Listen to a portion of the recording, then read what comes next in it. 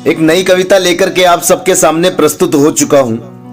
आज की जो कविता है वो स्त्री और नारी उनके सम्मान पर है, उनके चरित्र को लेकर है। चाहे द्वापर हो या त्रेता या फिर कलयुग, हर युग में स्त्री के सम्मान, स्त्री के चरित्र पर सवाल उठाए जाते हैं। तो उस पर कुछ शब्द हैं, तो शुरुआत करते हैं कि आज सबसे प्रश्न पूछ रही है नारी, कब तक उसकी अस्मिता पर सवाल करेगी दुनिया सारी। और द्रौपदी हो या फिर माता जानकी, कब तक परीक्षा होगी उसके मन की, कि कब तक परीक्षा होगी उसके मन की। आखिर कब बंद होंगे प्रश्न तीखे, अपना सम्मान बचाने को स्त्री कब तक चीखे। और कब बंद होगा सम्मान को पहुंचाना ठेस, ये संसार कब बदलेगा अपना भेष।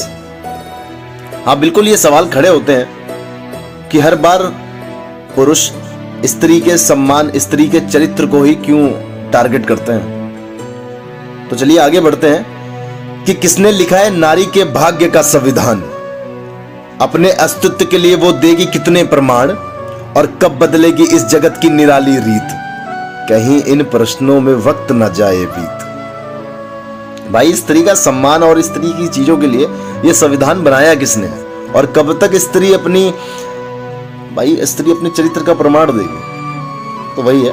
चलिए आगे बढ़ते हैं कि चरित्र पर आखिर कब तक लगेंगे लांछन गहरे, क्यों नहीं मिटते मर्यादा की रेखा के पहरे, और इस समाज की सोच को बदलेगा कौन।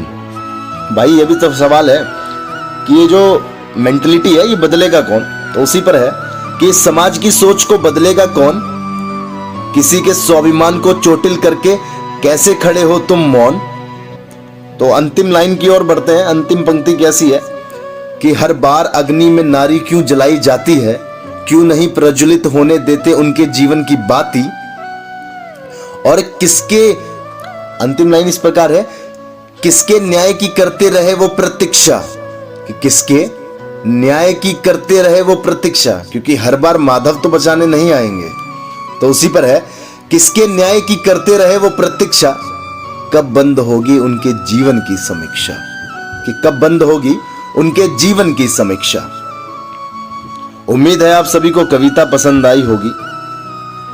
और भी जल्दी कविता आने वाली है, तो आप सभी चैनल को सब्सक्राइब करना। और हम इस चैनल पे अपनी पोएट्री और व्लॉग डालेंगे, आप सभी प्यार देंगे तो अच्छी अच्छी पोएट्री और अच्छे अच्छे व्लॉग जल्दी ही जल्दी अपडेट होता रहेंगे। राम राम।